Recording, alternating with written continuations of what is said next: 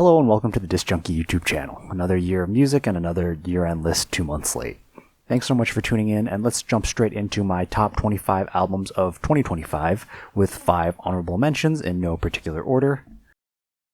First is Ain't No Damn Way by Kaytranada. Probably sacrilegious to say since it's very different from his other projects, but this is my favorite LP from the Haitian-Canadian producer Kaytranada. For me, it's similar to Knowledge's Ja Version 1 album from 2022. Knowledge is another hip-hop producer, but that album was a seemingly random foray into deep house, and this is a similarly successful situation. Previous Kaytranada albums are much longer, featuring a multitude of rapper collaborators, but this time there's no features other than a TLC sample, if that even counts.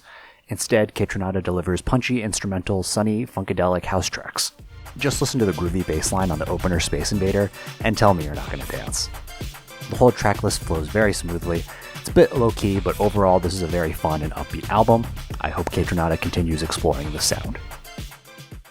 Next is Neighborhood Gods Unlimited by Open Mike Eagle.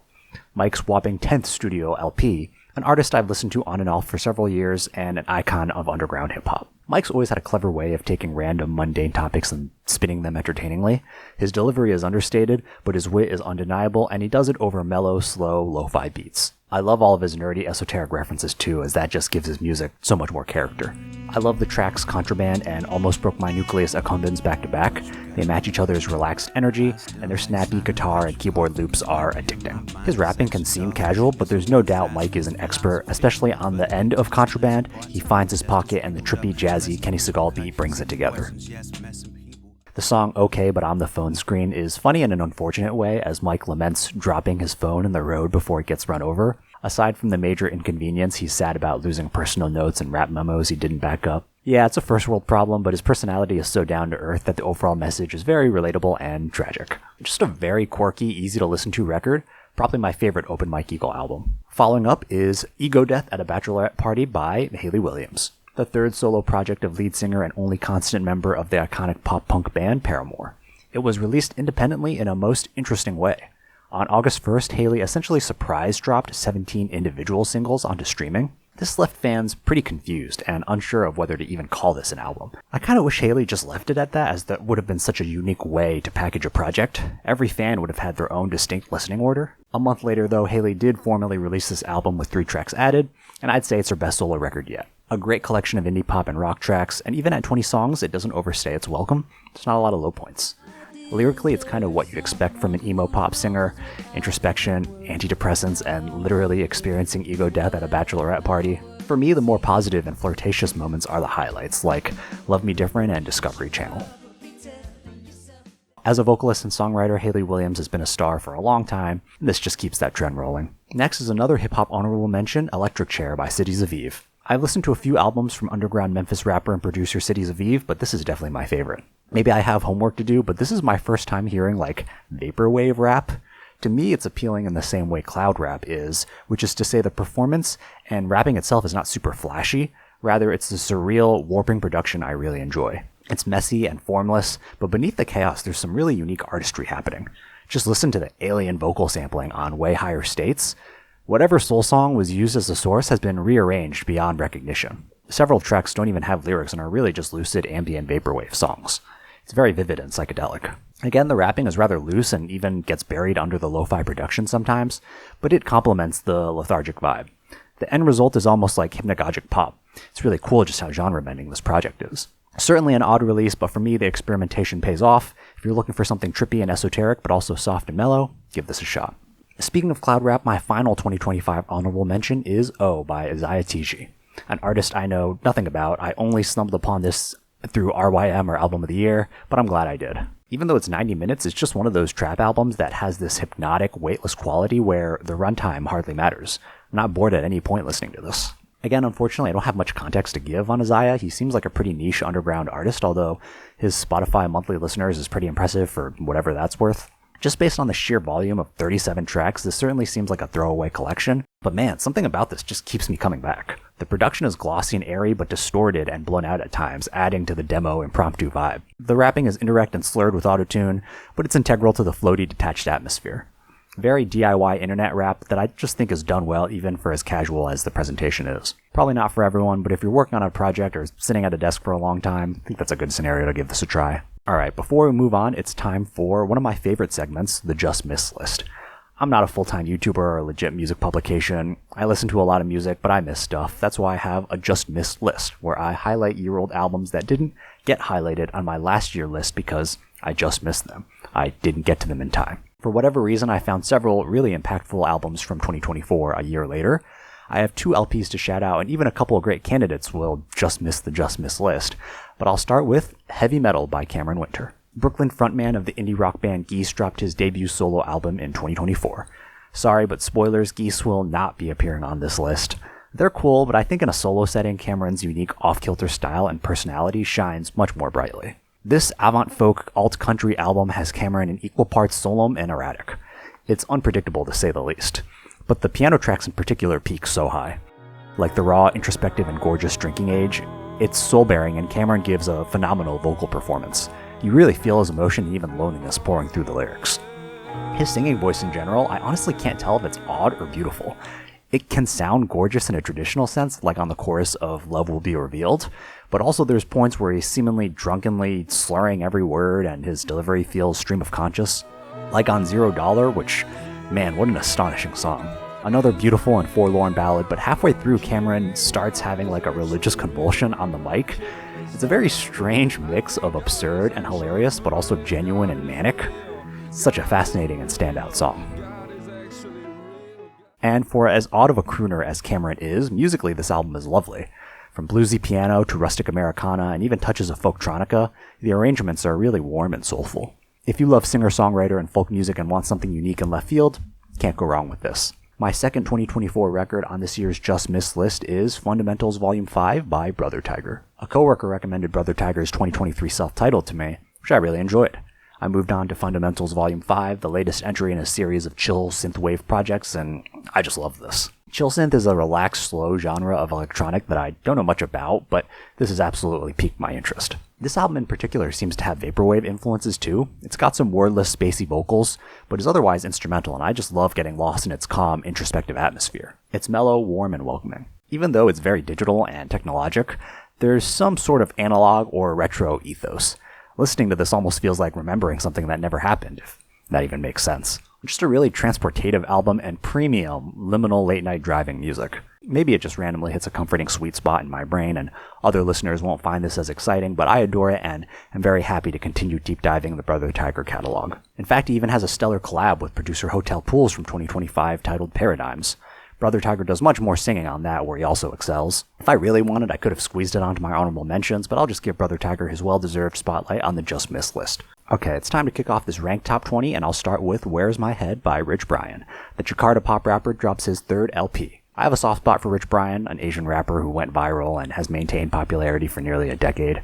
He's not without flaws, but I still root for him. While I've really enjoyed some singles, I found his past 2 full-lengths to be a bit inconsistent. As many fans have said though, and I agree with, this is definitely his most mature and thoughtful record. Really vibrant production on this project with Brian doing most of it. Plenty of trap 808s, but there's also lots of organic drums and guitars and bass. Sweet on the ears, and Brian even provides genuinely gorgeous singing. The single power is still there. Butterfly is a fun summer banger with bright trap beats. Those synth arpeggios are just so fun. Meanwhile, Jumpy features Ski Mask the Slump God of all people. They both bring nasty, boastful energy to the mic, backed by a psychedelic beat, and it goes off really well. And I have to mention Time Zones, probably Brian's most ambitious song to date. 6 minutes of him rapping with no choruses. Honestly, the story behind it is a little chronically online, but I still find it endearing, and he pulls off the narrative in a really engaging way. A fantastic record, and I'm happy that Brian is still evolving as an artist. At 19 is Draining Love Stories in the Eyes of Symphony by Symphony. The third time a Sewer Slut project has wound up on my lists, although it's the first appearance from Symphony. If you're not an online freak who finds electronic music from weird corners of the internet, you may not know that Sewer Slut was an Australian atmospheric drum and bass artist who went on a short yet prolific run from 2017 to 2021. She gained quite a cult following, with her most popular album likely being Draining Love Story, released in 2020. For personal and controversial reasons, Sewer Slut went on an indefinite hiatus before quietly reincarnating as Agony OST in 2023. In 2024, she assumed her newest and current persona, Symphony, and has now reimagined Draining Love Story, releasing this exactly on its 5-year anniversary. Far from a strict remaster, it's more like she's revisiting the idea of Draining Love Story and executing it obviously with more skill and polish, but also with different intentions and emotions. None of that context, though, is needed to just enjoy the spacey, hard-hitting Nocturnal project. Symphony's way of using high-speed drums and breakbeats, but washing them out with heavenly synths to gradually build progressions is mesmerizing. One improvement I especially enjoy is less reliance on weird samples in favor of just purely showcasing her production chops. It's less maximal and more brooding. My favorite track is Lexapro Doesn't Work. It keeps the same core melody as the original Lexapro Delirium, but just does it in a more full, expansive way. We'll have to see how long the Symphony name lasts, but whatever pseudonym June puts her music under, I'm glad she's still making music at all. At 18, I have Private Music by Deftones. The iconic California metal band continues to age like fine wine with their 10th studio LP. They're a group I've really come around to in the past couple of years. Sean and I published an episode of our podcast where we highly sung the praises of Saturday Night Wrist and Koino Yokan, so feel free to check that out if you want more Deftones worship. It's a lazy description, but to me this is signature Deftones by the numbers, which is great. We discussed it on the podcast, but it's still fascinating to me just how widely appealing Deftones is, especially for as heavy and as dark as they are. I mean, right away the opener, My Mind is a Mountain, slaps you in the face with rapid-fire drums and soaring guitars. It doesn't take much analysis to appreciate the supernatural and awesome soundscapes that Deftones expertly crafts. The way the album flows is so fluid, and especially for metal music, this is truly intoxicating. In some ways, they're more like a textural, atmospheric alternative band that just happens to be heavy, instead of actually being a metal band. The riffs and production are as crushing and dreamlike as you expect, perfect headbanging material, but also everything moves with a sensual slowness and sway that exquisitely pairs with lead singer Chino Moreno's ghostly vocals. Private Music is an entrancing blend of shoegaze and metal like only Deftones can do, and it's not that far off from their best work. On to number 17, it's Choke Enough by Okelou. The debut LP of French singer Okelou, although she also has a 2020 mixtape. I don't think I'd heard of Okelou before 2025, but after this release I began seeing her name a lot. It's deserved, as Choke Enough is one of the best pop albums of the year. This honestly took me a few listens to get into. All I knew going in was this would be alt-ambient pop, and let me tell you, it's starkly ambient. It's interesting how popular this ended up, given how subdued and minimal the production is, but you can definitely find more mainstream comparisons like Caroline Polachek or Billie Eilish. For me, the production is the star of the show. It's so delicate and floaty and gives the album a digitally ethereal charm. The main producer is KCMQ, who I'm not familiar with, but there's also credits to Danielle Harl and A.G. Cook, both with ties to the PC Music label. They all combine to create a uniquely lucid ambience. There's definitely inspiration from early 2000s trance music, and Okelou's soft hush vocals are the cherry on top. Obvious is probably my highlight. That little muted synth melody during the chorus is just so playful. Take Me By the Hand featuring Blade is a left field collab, but it works out very well. And the closer, Bladebird, is a lovely bittersweet send-off. You probably need to be in the right mood to enjoy this, but it's for sure one of the more intriguing records of 2025 regardless of genre. Give it a try and don't give up after one listen. For number 16, I've got Lux by Rosalia. What I love about Rosalia is she's never doing the same thing again. 8 years and 4 albums into her career, she's given us flamenco, art pop, weird experimental reggaeton deconstructed club, and now classical orchestral opera of all things with backing from the London Symphony Orchestra. These are not just minimal stylistic differences, they're radical changes in direction. It's impossible to predict where she'll go, which is just so bold and awesome. Broadly speaking, Rosalia is an art pop singer, and the track Divinize is perfect art pop. Those rolling drums are exciting, Rosalia's voice is heavenly, the chorus is beautiful, and those violin flourishes are magical. There's 14 different languages of singing on this record, because sure, why not do something ambitious like that? Rosalia enlists a few features to make that happen. I have to mention the bombastic, already legendary track Berghain with Björk. The mere existence of this is artistic insanity. I'll admit I find Yves Tumor's contribution, as well as some others on the track list, kind of clash with the overall energy, but I won't fault a musician for trying to be creative. Rosalia does plenty of heavy lifting too. She opens Berghain singing in German, she has a Japanese verse on Porcelana to name a couple examples. It's incredible how seamless this turned out. I'd even say you might not notice points where she switches languages. Maybe Rosalia's voice is just so smooth and breathtaking that it does not matter what she's singing in. And goddamn, who knew Rosalia could legit earn the opera title? The track Mio Cristo Piangi Diamanti is her Pavarotti Bocelli impression. Rosalia sings completely in Italian and absolutely nails it. Just a sensational vocal showcase. Lux is just another visionary statement from Rosalia, always blending genres, always hard to categorize. At this point, I just expect greatness from her on the regular. Maybe that's an unfair standard, but she's making it look easy. Starting the top 15 is Virgin by Lorde. The New Zealand singer's fourth studio full-length in 12 years comes after what most fans unfortunately agree is the weakest entry in her catalog, Solar Power.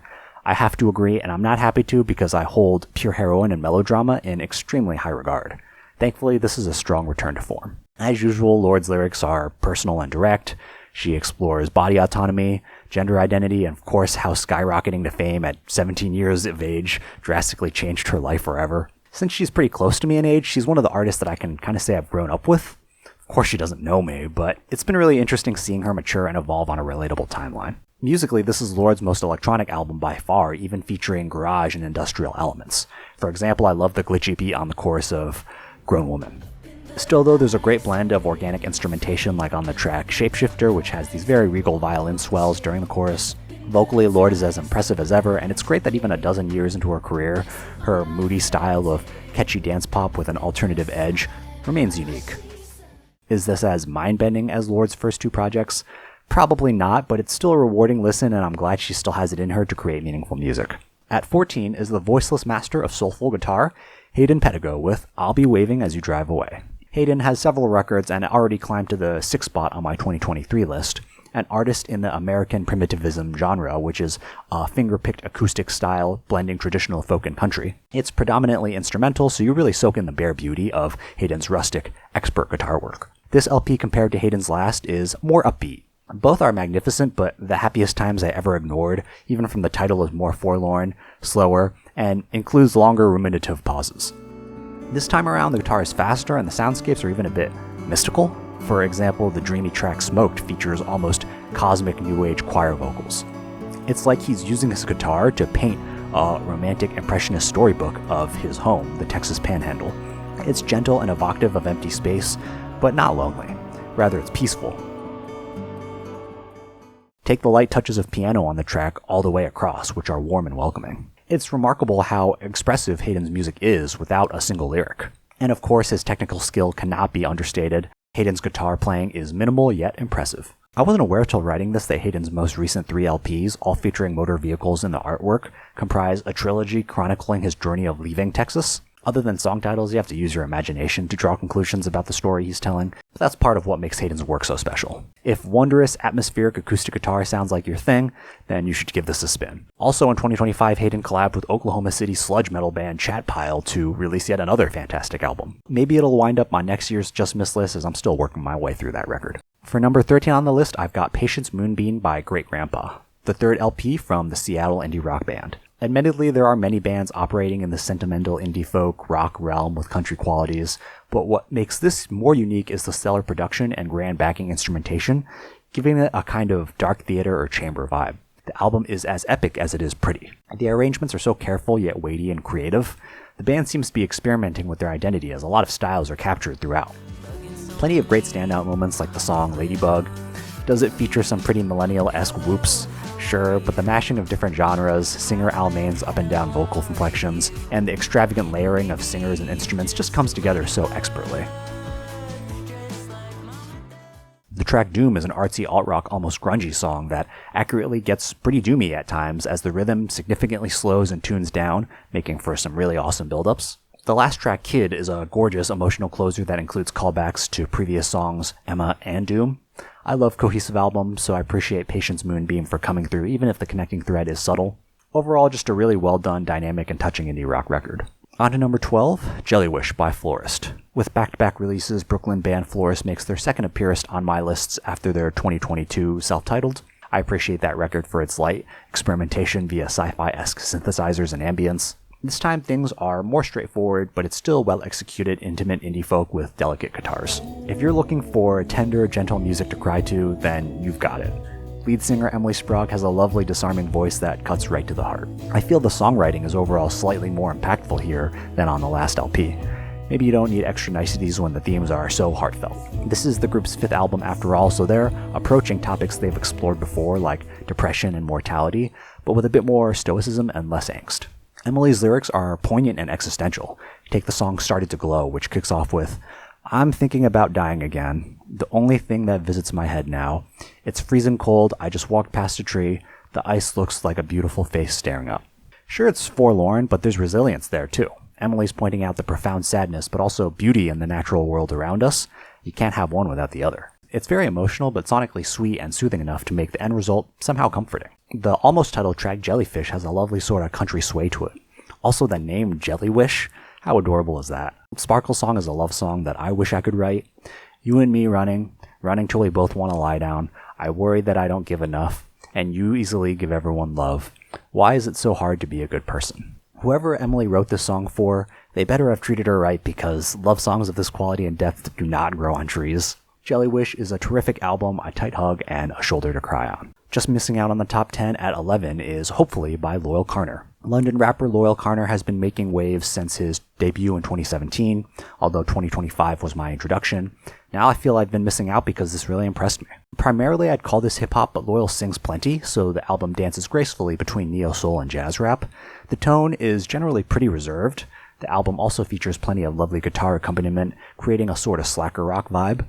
Loyal even cites Adrian Lenker, of all people, as an inspiration for the track Strangers, which makes sense since the song is as introspective as it is beautiful. Overall, the production is wonderful, although there's some higher energy moments too. Just on the first track, Feel at Home, we're treated to stuttering breakbeats. Meanwhile, the track Horcrux features some pretty punchy drumming. Vocally, Loyal has a distinct inflection.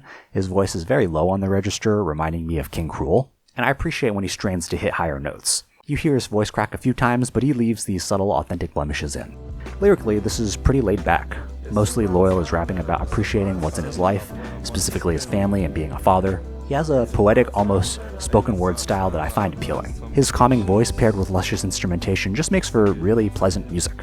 The closing track About Time is a great example as it's the perfect optimistic send-off. Also shout out to Navy Blue whose guest versed on purpose, fits right in. The overall package and presentation here just makes Loyal an easy to root for artist. I have a lot of catching up to do with this catalog and I'm very much looking forward to it. Getting the top 10 started is Assemble 25 by Triple S. It took me 4 years to put a K-pop album on a list, but at least the first appearance is in the top 10. I discovered Triple S in 2024 after they dropped their debut record, Assemble 24. It's called that because the group has 24 members. Honestly, there's many aspects of the K-pop industry that give me the ick. The genre is very commodified, and there's no shortage of record labels screwing over artists.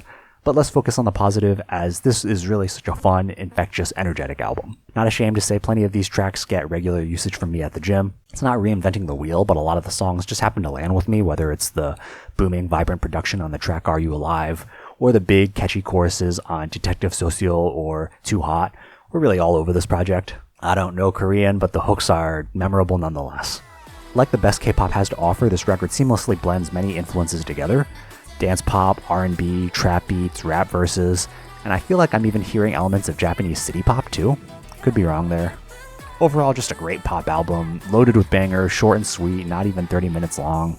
It's definitely my new go-to recommendation for K-pop stans. Moving on to number 9, Live Laugh Love by Earl Sweatshirt. Beloved experimental rapper Earl Sweatshirt is back with a project that I consider to be as good as his best, 2018 Some Rap Songs being the main competitor. I think you can see it behind me right over there. Yeah? With both projects, I kind of wish Earl could hit with some lengthier releases, but when the quality is this good, I shouldn't complain. I gotta admit, earliest work when he broke out 16 years ago is not good. It's way too edgelord, was distasteful on arrival, and has only aged worse. Granted, he's not alone. Tyler, the Creator material from the same era, has the same problems. I give that context because now, 31 years old, it's clear Earl is in a way better place mentally. Even the album title is probably in equal parts irony and sincerity. I'm not saying this to hold the lame, vulgar crap that he said as a teenager against him. Everyone grows up. I just think his evolution as an artist and a man in the public eye makes it more interesting to appreciate his newer work. Today, he's effortlessly way cooler than he was trying to be all those years ago. Onto the music, this is some stellar, cerebral, deadpan, freeform hip-hop. Even the humor is great, like on the first track, Golden State vs. Sacramento, where comedian Mandel Man is chastising someone about being lazy and always waiting for Uber Eats. I love the woozy production on Gamma Need the Love, and Earl just giving a non-stop verse for 2 whole minutes is nasty. This style of hip-hop may not be for everyone. It's definitely offbeat and lacking traditional catchy choruses, but man, I just love how odd and unique Earl's style is. And at a quick 24 minutes, this is a breezy listen. For my number 8 album of the year, I've got Gut by Bats.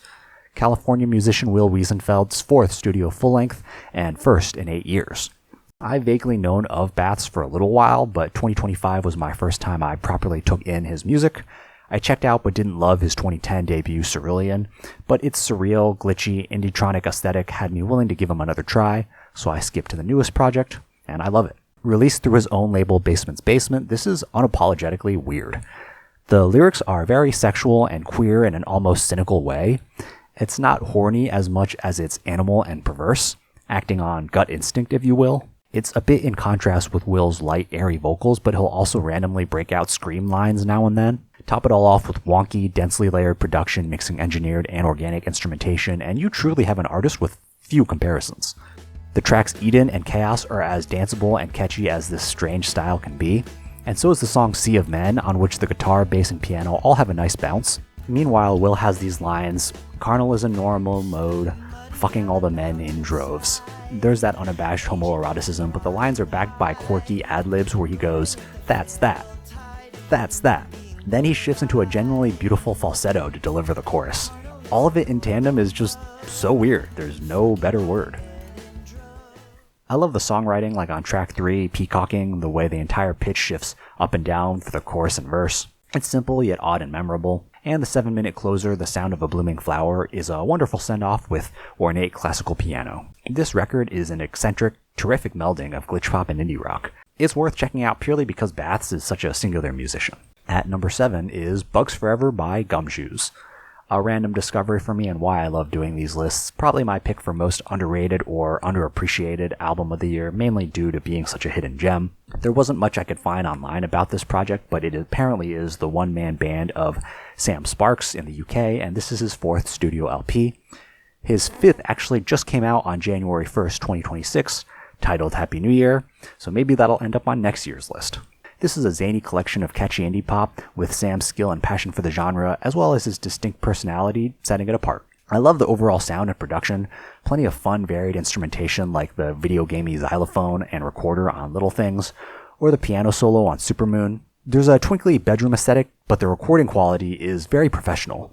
It has the DIY vibe, but with expert execution. Musically, the tone is very upbeat and happy, but lyrically you have all these wacky excerpts of bugs surviving the apocalypse, like the intro Cockroach song, which describes a cockroach surviving nuclear fallout, or on The Floor Is Yours, describing how cicadas are the only singers left on Earth. There's also just a general sarcasm coating everything, with lyrics like, "Oh, everybody's mad at me, made enemies of family, but I can't complain." Or, "We could have made it to a happy home, dinner time together, then we leave each other alone." But again, paired with the cheery vocals and melodies, the end result is contradictory yet strangely endearing. This is a goofy, whimsical album with plenty of depth and heart. Indie pop and piano rock lovers should definitely give this a listen. My number 6 album of 2025 is Willoughby Tucker, I Will Always Love You by Ethel Cain. A hefty 73 minutes. Projects this lengthy can go very wrong, but Ethel Cain pulls it off exceptionally. Liking this is a change of heart for me, as I've listened to her 2022 debut, Preacher's Daughter, and her 2025 EP, Perverts, in quotes because it's 90 minutes. Truthfully, I respect the idea of those projects a lot more than I actually enjoy listening to them. The way Ethel combines religious commentary with pastoral soundscapes in such a dark, muddy, depressive presentation is really powerful. I found those releases a bit tedious, but something on this latest project finally clicked and I love it. Strap in for a long, bleak experience to take this in. It's actually a concept album and prequel to Preacher's Daughter. Both records follow the life of a character named Ethel, who's an alter ego of Ethel Cain. I'm guessing the themes and events covered are close to reality. Topics range from toxic relationships to Christian and American conformity, and it's all conveyed in a very dreary, gothic shoegaze style. Add in some droning passages, and I'm honestly surprised how large a following Ethel has gained in just a few years, as this music caters to pretty niche tastes. If that sounds intimidating, well, there's no need to dive deep into the lore to appreciate Ethel's sheer artistry and ambition. There's crushing instrumental interludes like Willoughby's theme, which you could seamlessly plug right into the Twin Peaks soundtrack. But then there's romantic, grandiose dream pop on the track Fuck Me Eyes. It's all coated in this hazy, meditative reverb, making the entire runtime feel immersive. Ethel has a beautiful singing voice too, which gives her music some more life and sets her apart from other downtrodden slowcore classics. And man, her lyrics. She has this line from the track Tempest. "Please just go easy on me. I am young and naive. I don't know what I need." It's so vulnerable and heart-wrenching. A lot of this album is very ambient, so I definitely recommend putting this on in the background if you're curious about giving it a try. Let its stunning tension and beauty slowly envelop you. Let's kick off the top 5 with Forever Live Sessions Volume 2 by Men I Trust. The indie sophistopop icons had a busy 2025. They dropped this live in studio album in February and then released 2 additional albums in March and May. I've been following them since 2019 when they dropped their breakout LP Uncle Jazz. I really enjoy their mellow, spacey sound. I also love their first Forever Live Sessions released in 2020.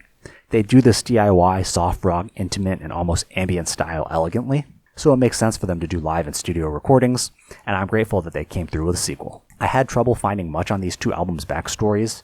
The band is completely independent, so I guess they don't do many press releases.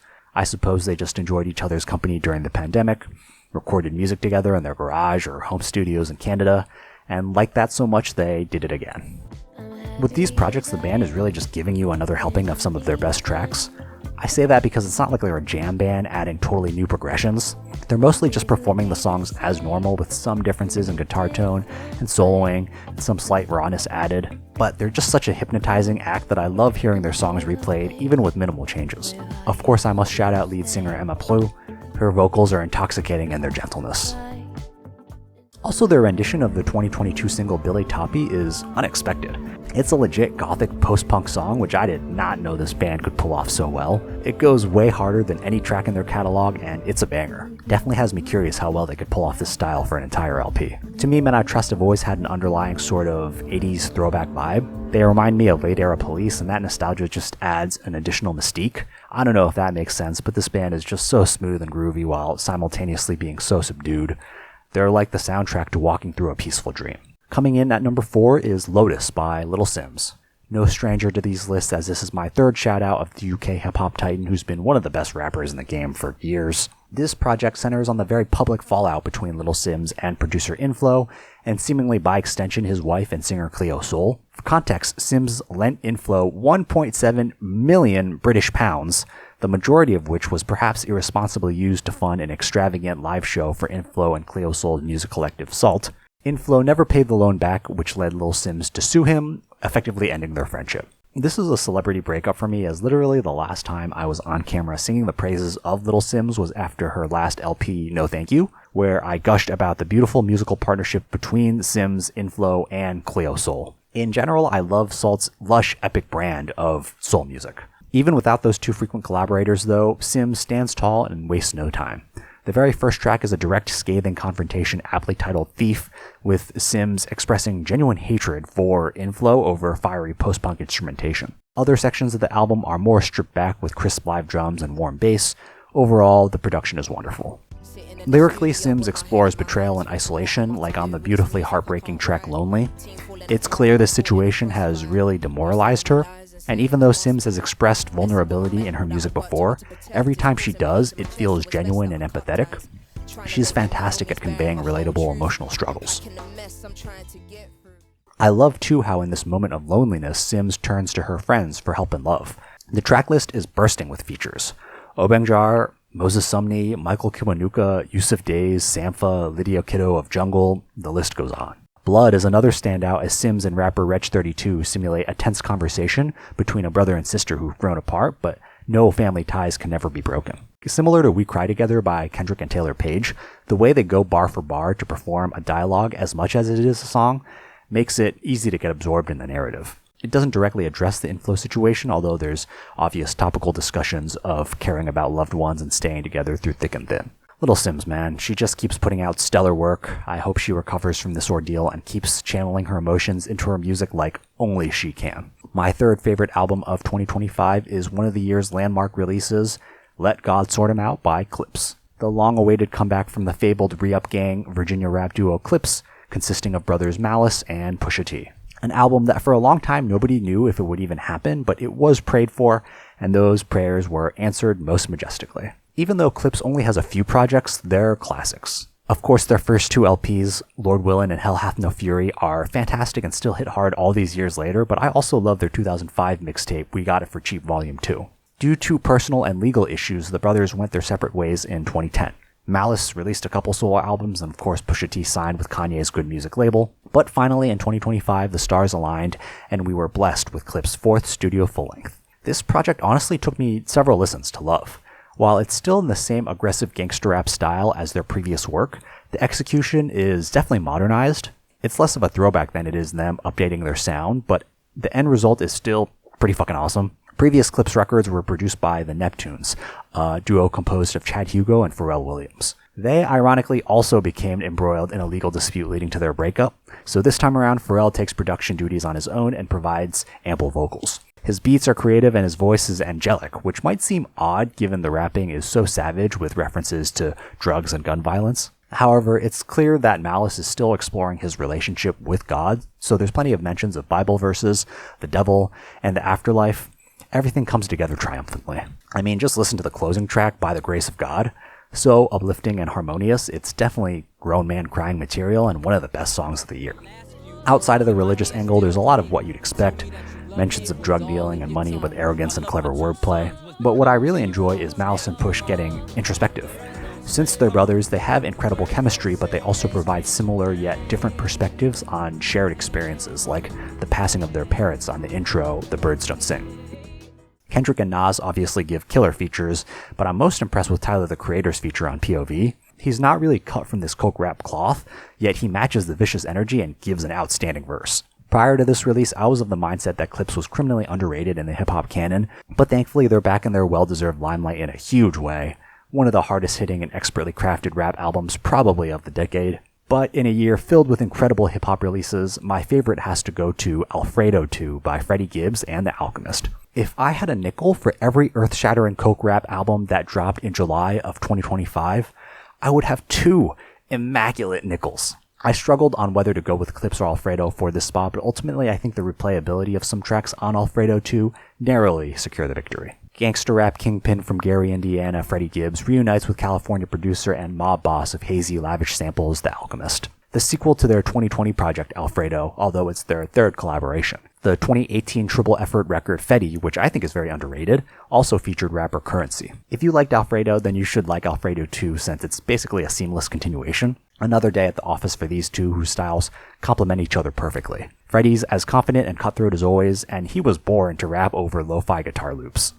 In an awesome way, it's like him boasting about cooking and dealing coke, getting raided by federal agents, all this mafia type shit, is legitimized by Alchemist's jazzy vintage beats, which are smooth and soulful, but have a dusty cold-bloodedness to them. Add in piano and violin flourishes, and the end result is as grand as it is sinister. Take the track Shangri-La. The production is so luxurious that it's decadent. There's also a loosely Japanese inspiration to Alchemist sample choices, as suggested by the album art. I personally think where this project even beats the first Alfredo is in its single power. The track Ensalada featuring Anderson .Paak is just filthy. Most of the production on this record is pretty mellow, but here the tempo comes up a bit with this hypnotic guitar line. It's the ideal backdrop for Anderson's signature melodic mix of singing and rapping. And then Goldfeet featuring Jid. Man, talk about putting on a clinic. Jid steals the show. He displays Olympian-level breath control, and I love how his mere presence gets Freddie to shift into a higher gear in terms of speed and dynamic flow. Alchemist's shimmering synth sample is so mesmerizing. All in all, maybe the best hip-hop song of the year. Freddie Gibbs has steadily put together an undeniably legendary discog. At this point, he's got to be pretty high up on the all-time hip-hop food chain, and with the help of The Alchemist, once again, this is one of the best albums of the year for sure. And finally, my number 1 album of 2025 is Winged Victory by Willie Carlisle. Back-to-back years on my list claiming the gold medal this time. Arkansas-based folk country singer-songwriter Willie Carlisle drops his 4th studio LP, and it's an absolute gift. What I love about Willie's music is that he's clearly influenced by traditional folk and especially Americana, which he represents loudly and proudly, but he adds his own personal wit and charm, and the end result is so different and refreshing that it's almost like outsider country music. I mean that in the most complimentary way possible because Willie seems like such a lovable artist. The opener, We Have Fed You All for 1,000 Years, is a perfect example and tone setter. It's a rendition of a union labor anthem from the early 1900s, but of course this anti-extreme wealth message is still relevant 100 years later. The theme is powerful, yet the performance is so upbeat and rootsy. Who doesn't love a good old-timey banjo and harmonica combo? This is just the perfect embodiment of Willie's style. Heartfelt yet silly both at once. The tongue-in-cheek track, Crying These Cocksucking Tears, is a great melding of old traditions and modern sensibilities. Great song name, first of all. Musically, the melody is like a waltz, and the song is actually another cover, this time paying homage to maybe the first openly gay country band, the 1970s band Lavender Country. The track is a raunchy, snarky commentary on the plight of homosexual men in the face of bigotry. It's rich with brass instruments, clarinet, marching band snare, accordion, and the whole package just comes together in such a goofy, fun way. And I have to shout out the gut-busting track Big Butt Billy, where with nothing but his acoustic guitar and voice, Willie waxes poetic about the most enticing, captivating booty he's ever seen on a waiter in a diner in Illinois. Just full to bursting with crude innuendos and crooning and religious proclamations, all in the name of thick ass. Yeah, it's ridiculous, but who doesn't love the natural wonders of the world? I also had the immense pleasure of seeing Willie perform live, and what a blast.